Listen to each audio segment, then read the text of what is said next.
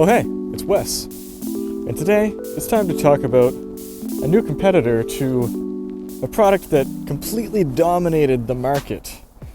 It's the Sokani Tiny. Obviously a competitor to the Rode Go. When the Rode Go came out, it kind of just blew people's minds, especially in this vlogging community. So small, so reliable, and pretty easy to use. But it wasn't without its downsides. So here I am in the woods because it's a beautiful day at 2 degrees Celsius in Canada today to talk to you about how these two compare, because honestly there is no reason to review the Sokani Tiny if I'm not doing it head to head with the Rode Go.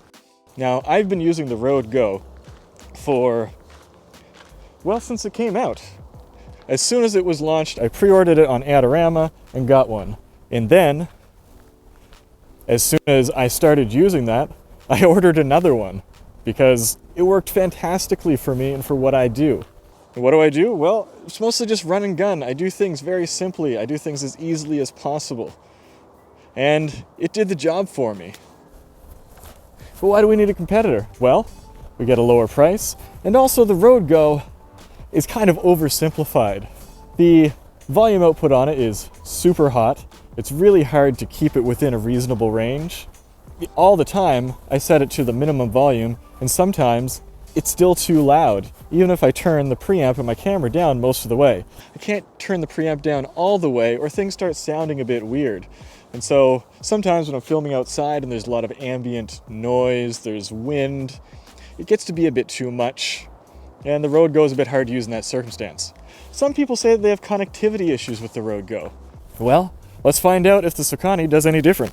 I've got these two on me here, and obviously I'm using two cameras here for my setup. So on one we have the Rode Go, on the other we have the Sokani Tiny.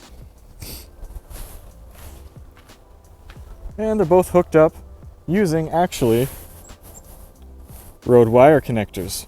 Why? Well, I wanted to equalize things as much as possible to try to level the playing field. Now, I don't know if the Sokani wires aren't as nice as the Rode wires. We'll test stuff like that a little bit later on. But right now, we just want to see how the sound goes and how reliable they are. So I'm going to start walking. Maybe I should have started walking a long time ago. So if I turn around, sometimes just the presence of a human body is enough to block the Rode Go, depending on where you are and how far away you are. So that I'm walking away from the camera might be ruining my audio already. Hopefully not. I'm gonna go back here and say hi to some of these squirrels. Hey bud, how you doing? You're a pretty friendly guy. I bet you thought I was going to feed you, didn't you? Oh boy. Hey there, fella. How you doing? And then my plan is to hide behind this huge garbage can and see if that blocks my radio signals. So if my body can, I'm pretty far away from those cameras now. Hey, there's Chickadee up here. It's almost like nobody told these animals that winter was here. Well, I'm obviously further away from my cameras than any practical circumstance would warrant, especially for vlogging. And that's really what these are designed for. It's just to go out and get the job done. Now, let's see how this works behind some thicker wood.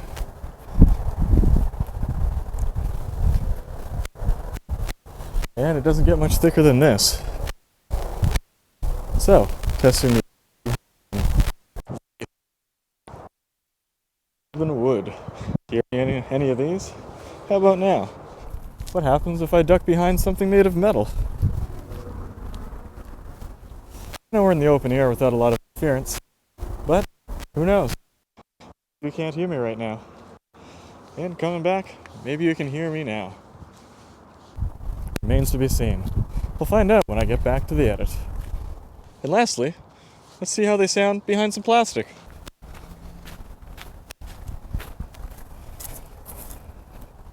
Alright, now we're trying it out behind some plastic.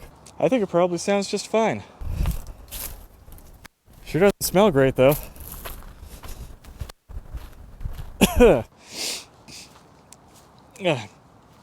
I have been using the Rode Go at weddings doing wedding videography. Sometimes I plug it into the soundboard from the DJ. Sometimes I stick it in some flowers so that I hear during the ceremony. That's the great thing about the Rode Go and now the Sokani Tiny. Even without the wired lavs, things are pretty convenient and small, and you can just stick them somewhere. Now I do have the wired lav, the Rode lav, and the Sokani lav to try it on these as well. And we're going to get to that. On the Rode, the sound difference between the lav and the mic built into the Rode Go is more or less negligible. On the Sokani, well, we're going to find out and see if they're as consistent as well. So right now you've just been hearing the natural audio from these two. Now I'm going to apply the presets that I have devised just for my ear. So here we are with the Rode Go and how I prefer it to sound. And here we are with the Sokani and how I prefer it to sound. Now, I don't think I've really nailed the sound of the Sokani just yet. I've played around with the EQ and the de-essers and massaged things quite a bit, but I'm not 100% happy with the sound just yet. Let me know what you think down in the comments, because our ears are all different and I know mine aren't perfect by any means. So, let's bring this back into the studio and let's try it in a little more detail in controlled settings what the lav mics sound like. Alright, here we are back in the studio, and a little more dressed up than usual because, hey, we're testing lapel mics. I figured I could use a couple more lapels than usual. Talking about the Sokani Tiny, now we're using the lapel mics. You'll notice that the sound is pretty similar on the Rode. We're not EQ'd at all, but things are a little bit different on the Sokani. We have even more sibilance going on. My S's, and I know my personal S's are pretty hissy and need to be de-essed, but it's a little stronger on this, unfortunately.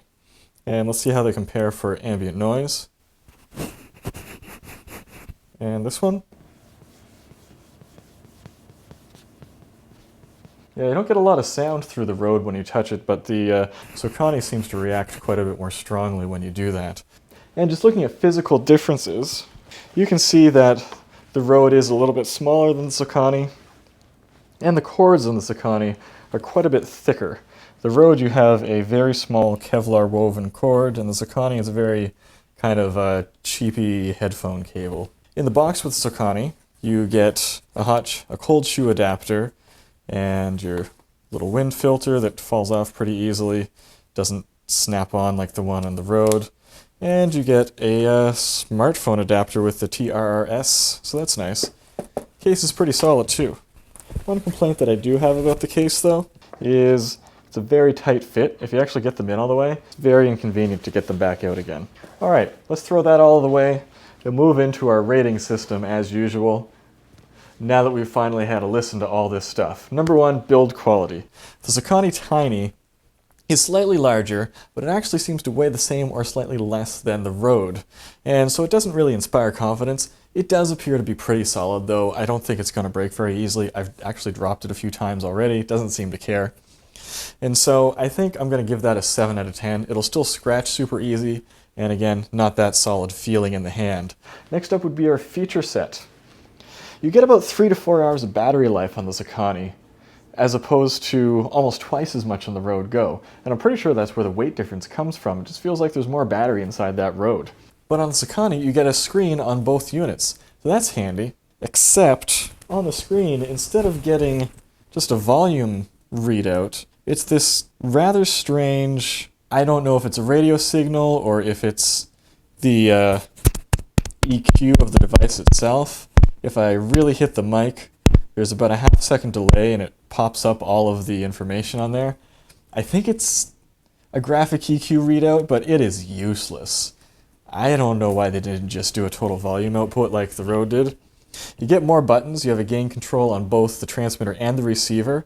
Just like the Rode, you have USB-C charging again. Unfortunately, there's no option to put a dead cat on the transmitter itself, just the tiny one that comes on the lav. And one big difference that you'll find is that you actually have a headphone jack on the receiver. That's pretty convenient. One little nitpick that I have though is the icon on the receiver displaying a line out. And I guess I'm a little bit particular as a human being, and that bugged me to no end and actually took me a little while to figure out how to plug that thing in. I'm sure anyone else would have just plugged it in and not even thought about it, but I was like, no, this can't be right. Also on the Sokani, you have a mute button on the transmitter. That's That's pretty basic stuff for almost anything to have, but you don't get that with the Rode. So as far as features go, it's a pretty complete feature set, and it's reasonably competitive. I gotta give that an 8 out of 10. It's solid. There are some bigger devices that come with some more stuff, but that's not bad. Sound quality, and I'm sorry Sokani, but this is where I've got to give it to you, and not in a good way. It's very crisp, very clear, it's got lots of low end, but the lows are muddy and overpowering, and what's crisp on the high end actually just leads to excessive sibilance in your voice. Whereas on the Rode, you can really just push that right out without equalizing it and not really worry that much. I like to change it up just a little bit, but on the Sokani, if you don't equalize it, it's not going to sound good. And honestly, it adds time to your workflow. And sometimes it's not time that I have. And sometimes when you're on the go and you just want to plug it into your smartphone and upload it, it's pretty hard to EQ a video that you just did on your smartphone. Whereas on the Rode, you can just do whatever you want and boom, it's up and done. So I'm going to have to give the sound quality a 6 out of 10. It's not great.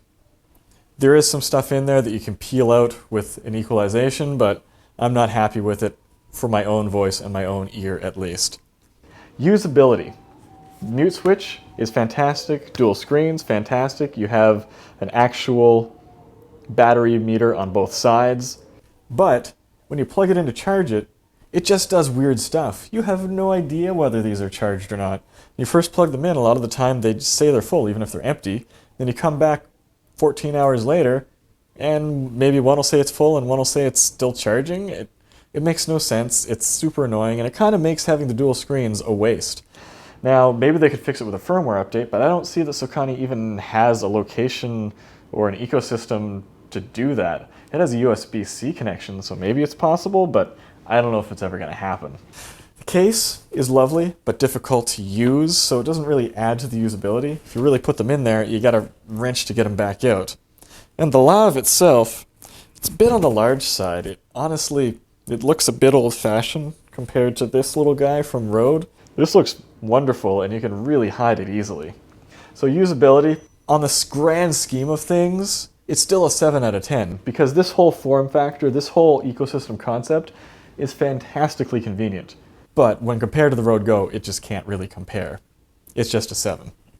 Value, obviously this is where this is going to take the cake. The Sokani Tiny with the Lav included is $150, whereas the Rode Wireless Go is $200 with no Lav. With the Lav also, it's $280. That is an enormous price difference. And honestly, it's what makes the Sokani worth getting. If you really can't afford to get the Rode Go, you might as well get the Sokani. But if you can save, if you can get to the Rode Go territory, I strongly suggest just getting a Rode Go. The sound just doesn't compare. What else do we have? Well, there's also the Sennheiser XSWD, $350. It really had the wind knocked out of it when the Rode Wireless Go came out. It's hard to compete. There's the Saramonic Blink 500 for $250. Still doesn't compete with this on price. And the Rode Link Filmmaker for $300. So yeah, nothing touches this when it comes to price. It's a 10 out of 10 for value. So that gives us a total of 38 out of 50. There are ups and downs to this product. It's solid. I hate to say it did a good job of copying what Rode did, and it even improved upon it in some ways. How is that? The biggest difference that we're supposed to have here is that the Sokani actually transmits over UHF frequencies instead of the consumer 2.4 gigahertz that Rode operates on. Now in theory, that's a tremendous advantage. That should give you better penetrating power through walls, through a human body, and just generally avoiding interference. But as you can see in the testing that I did, the Sokani only did marginally better when it was passing through bodies and objects, and sometimes in straight stretches when I was just moving around, it would cut out for no reason. I don't know what's going on there, but with the Rode, yeah, sure, sometimes it doesn't pass through a body. You gotta maintain line of sight for it to work really reliably. But when you have that line of sight, it is solid and predictable. So with the Rode, you can predict that yes, you're going to lose your signal when you lose line of sight most of the time. It'll cut in and out, you won't always lose it, but you have that predictability of when it's going to fail and when it's not. With the Sokani, it's cutting in and out in stages where I can't predict it. I don't know why. I don't know if it just doesn't have enough transmission power or what the deal is, but I just can't trust this for professional work. For vlogging and stuff like that, sure, it's just fine. But if I'm shooting a wedding, I can't really rely on it. I can't have it cutting in and out just because someone's moving, not necessarily because they're behind something. Anyway, I don't want to be too hard on it because the price is phenomenal and you're really getting all the bang for your buck. But does it destroy, does it kill the Rode Go, as some might say? No, it totally doesn't. On the face of it, if you open up the box, look at them side by side and listen to them, yeah, it does a great job. But when you really get deep down and test it, I just can't recommend it very strongly. So, that's it. Moving right along, we're moving into Christmas season. I'll be off the air for a few days, but after that, we've got some great stuff coming up.